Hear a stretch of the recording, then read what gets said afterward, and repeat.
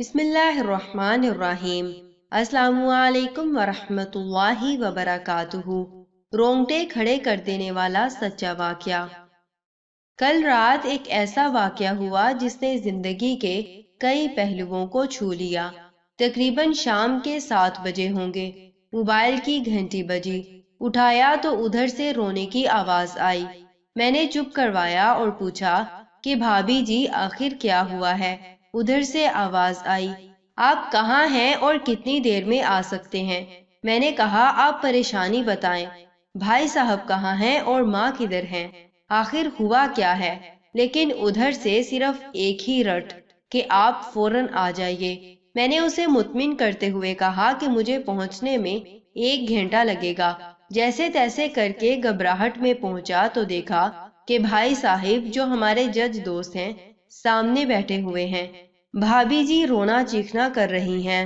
12 سال کا بیٹا بھی پریشان ہے اور 9 سال کی بیٹی بھی کچھ کہہ نہیں پا رہی ہے۔ میں نے بھائی صاحب سے پوچھا کہ آخر کیا بات ہے؟ بھائی صاحب کچھ جواب نہیں دے رہے تھے۔ پھر بھابھی جی نے کہا، یہ دیکھیے طلاق کے کاغذات کورٹ سے تیار کرا کے لائے ہیں، مجھے طلاق دینا چاہتے ہیں۔ میں نے پوچھا یہ کیسے ہو سکتا ہے؟ اتنی اچھی فیملی ہے، 2 بچے ہیں، سب کچھ سیٹلڈ ہے۔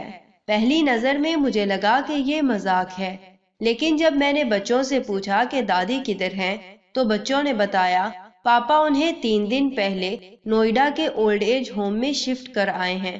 میں نے نوکر سے کہا مجھے اور بھائی صاحب کو چائے پلاؤ۔ کچھ دیر میں چائے آئی۔ میں نے بھائی صاحب کو چائے پلانے کی بہت کوشش کی مگر انہوں نے نہیں پی، اور کچھ ہی دیر میں وہ معصوم بچے کی طرح پھوٹ پھوٹ کر رونے لگ گئے اور بولے، میں نے 3 دن سے کچھ بھی نہیں کھایا ہے۔ میں اپنی 61 سال کی ماں کو کچھ لوگوں کے حوالے کر آیا ہوں۔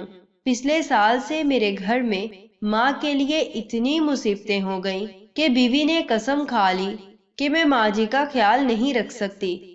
نہ تو یہ ان سے بات کرتی تھی اور نہ میرے بچے ان سے بات کرتے تھے۔ روز میرے کورٹ سے آنے کے بعد ماں بہت روتی تھی۔ نوکر تک بھی ان سے خراب طرح سے پیش آتے تھے اور اپنی منمانی کرتے تھے۔ ماں نے 10 دن پہلے بول دیا تو مجھے اولڈ ایج ہوم میں ڈال دے۔ میں نے بہت کوشش کی کہ پوری فیملی کو سمجھا لوں، لیکن کسی نے ماں سے سیدھے منہ تک بات نہیں کی۔ جب میں 2 سال کا تھا تب ابو انتقال کر گئے تھے۔ ماں نے دوسروں کے گھروں میں کام کر کے مجھے پڑھایا اور اس قابل بنایا کہ میں آج ایک جج ہوں۔ لوگ بتاتے ہیں کہ ماں دوسروں کے گھر کام کرتے وقت کبھی بھی مجھے اکیلا نہیں چھوڑتی تھی۔ اس ماں کو آج میں اولڈ ایج ہوم میں چھوڑ آیا ہوں۔ میں اپنی ماں کے ایک ایک دکھ کو یاد کر کے تڑپ رہا ہوں جو انہوں نے صرف میرے لیے اٹھائے تھے۔ مجھے آج بھی یاد ہے جب میں میٹرک کے امتحان دینے والا تھا، ماں میرے ساتھ رات رات بھر بیٹھی رہتی تھی۔ ایک بار جب میں اسکول سے گھر آیا تو ماں کو بہت زبردست بخار میں مبتلا پایا، پورا جسم تپ رہا تھا۔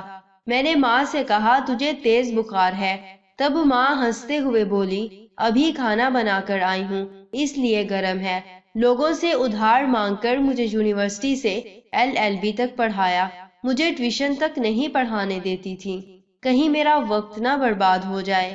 کہتے کہتے رونے لگے اور کہنے لگے، جب ایسی ماں کے نہیں ہو سکے ہم، تو بیوی اور بچوں کے کیا ہوں گے؟ ہم جن کے جسم کے ٹکڑے ہیں، آج ہم ان کو ایسے لوگوں کے حوالے کر آئے ہیں جو ان کی عادات، ان کی بیماری، ان کے بارے میں کچھ بھی نہیں جانتے ہیں۔ جب میں ایسی ماں کے لیے کچھ بھی نہیں کر سکتا تو میں کسی اور کے لیے بھلا کیا کر سکتا ہوں؟ آزادی اگر اتنی پیاری ہے اور ماں اتنی بوجھ ہے تو میں پوری آزادی دینا چاہتا ہوں۔ جب میں بغیر باپ کے پل گیا تو یہ بچے بھی پل جائیں گے، اس لیے میں طلاق دینا چاہتا ہوں۔ ساری پراپرٹی میں ان لوگوں کے حوالے کر کے اولڈ ایج ہوم میں رہوں گا، وہاں کم سے کم ماں کے ساتھ تو رہ سکتا ہوں۔ اور اگر اتنا سب کچھ کرنے کے باوجود ماں اولڈ ایج ہوم میں رہنے کے لیے مجبور ہے تو ایک دن آخر مجھے بھی جانا ہی پڑے گا۔ ماں کے ساتھ رہتے رہتے عادت بھی ہو جائے گی، ماں کی طرح تکلیف تو نہیں ہوگی نا۔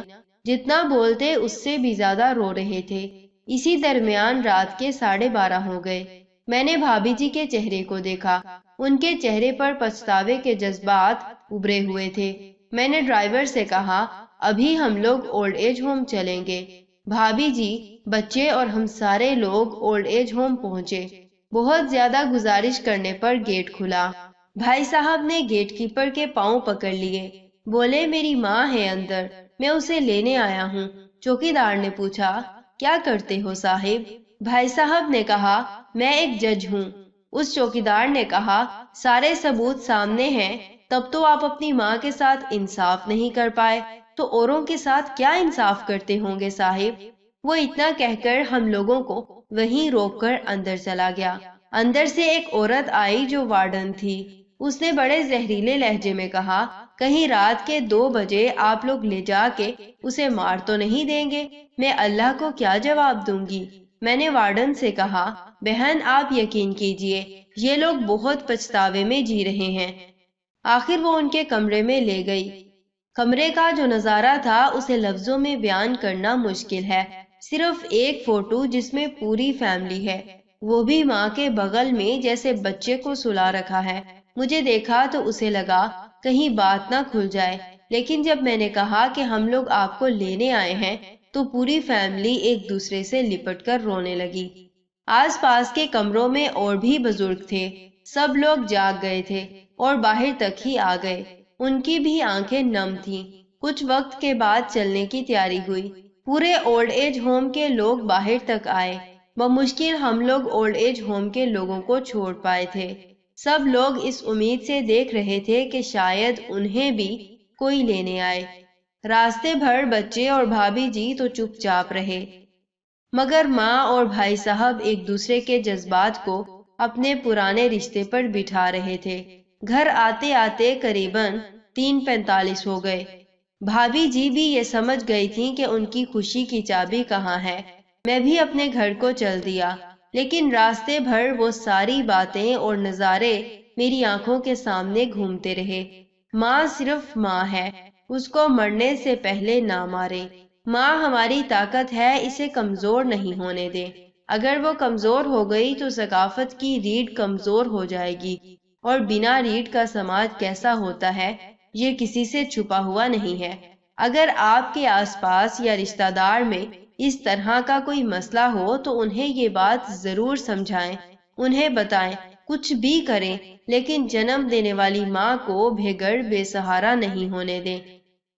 اگر ماں کی آنکھ سے آنسو گر گئے تو یہ قرض ہمیشہ رہے گا۔ یقین مانے، سب ہوگا تمہارے پاس، لیکن سکون نہیں ہوگا۔ سکون صرف اللہ کی یاد اور ماں کے آنچل میں ہوتا ہے۔ اس آنچل کو بکھرنے مت دینا۔ اس دل کو چھو لینے والی داستان کو خود بھی پڑھیں اور اپنے بچوں کو بھی پڑھنے کو دیں، تاکہ اس سے عبرت حاصل کر سکیں۔ جزاکم اللہ خیر و احسن الجزا۔ السلام علیکم ورحمۃ اللہ وبرکاتہ۔